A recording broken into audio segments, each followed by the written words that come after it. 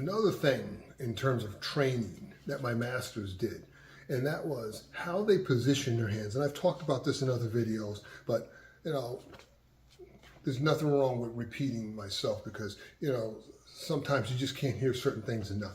And one of the things they used to do, especially Tim in the beginning with me, was when my hands were on top, I always wanted my hands light. So now as I talk out of the other side of my mouth, even though Tim seemed like he had a very hard feel to his touch, that was a function of him pulsing people all the time, where he was playing these little games to create confusion to get you to respond, because he was pulsing you because he was using deception. But by and large, even when he was using deception, his hands were always light.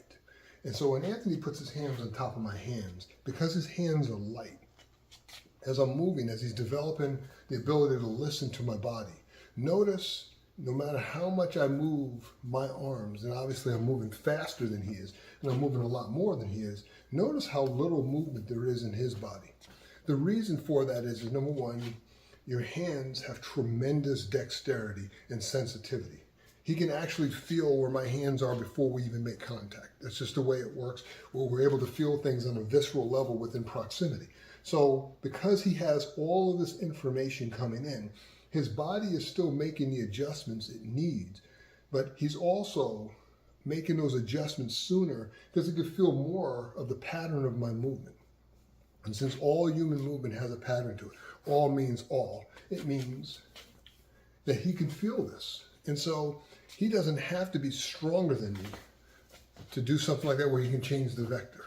If I add structure, it's even easier for him to do that because he can actually feel the leverage points in my arms as I try to force and use more force, because I'm creating unnecessary structure and I'm actually giving up my arms, because it's kind of like trying to throw punches or even move with people or even grapple with people when your arms are like this. Anthony needs to be a cop, and he can tell you, when you get the big muscle-bound guys resisting the cops like this, it was actually easier to control guys like that than it was the wiry freaking 120-pound woman who's moving like this because she forgot to take her pills that morning, or some home slice who's out there, he's 5'10", 120 pounds because he's been smoking funny looking cigarettes and rock, but his body is like this because he's not creating unnecessary structure. So one of the other things I do, and that Tim used to do with me, to reinforce this, is he'd put me on a wobble board. So if you go ahead, my friend, and step up on the wobble board, and what happens is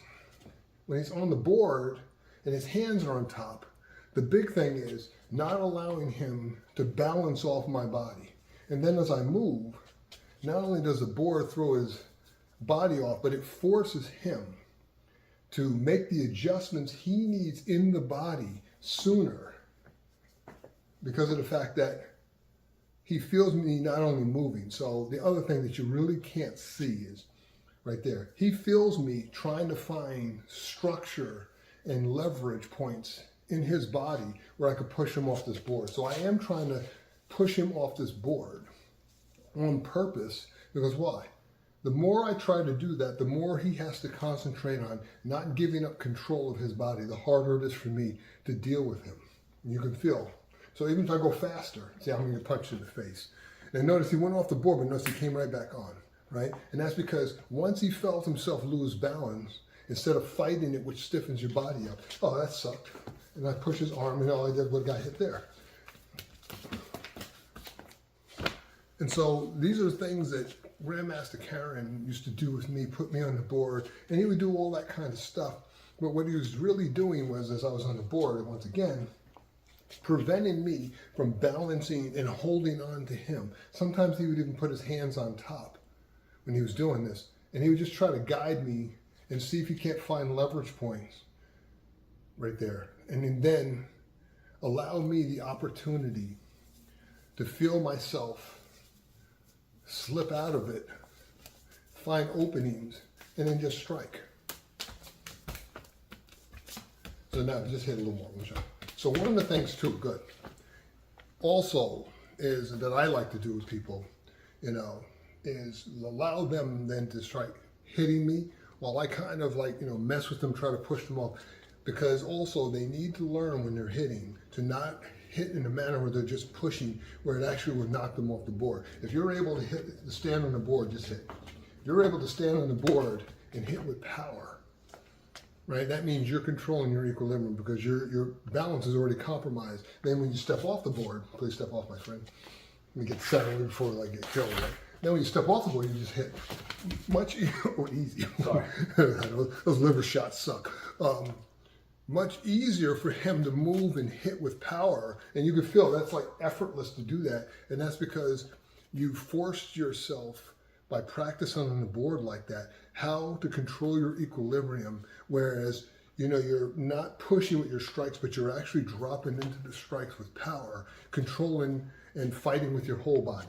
The other thing I like to do in my secret practice behind everybody's back is I like to get up on my wobble board and just start hitting my bag and try to put myself in crazy positions. Sometimes I even go on one leg and try to do that stuff. When I used to do that with Grandmaster Karen, sometimes he would just, you know, because we didn't have heavy bags at the Church of North Yonkers at the time because there was just no place to hang them. He would just take a hitting shield and he would just have me hit the shield, and then he would move from side to side, kind of like how I was on there, rearranging my body position, just getting me used to changing position, even if I slipped off the board and get back on and hit. So there's a million things you can do to develop yourself. I'm just explaining things that my masters did with me, and mostly with Grandmaster Karen, and how he did things to develop his own body, to develop his own skills. Because one of the things I learned from him in particular, once again, I said in the last video, the level of effort, you know, of course, you know, you don't injure yourself. The level of effort that you put into your training, you know, has a direct outcome to how good you can really get with this stuff. Because at the end of the day, and Tim had it right, you're just dealing with another person's motion. And so the better you can move and control yourself in your own body, the better off you were in terms of dealing with another person's motion.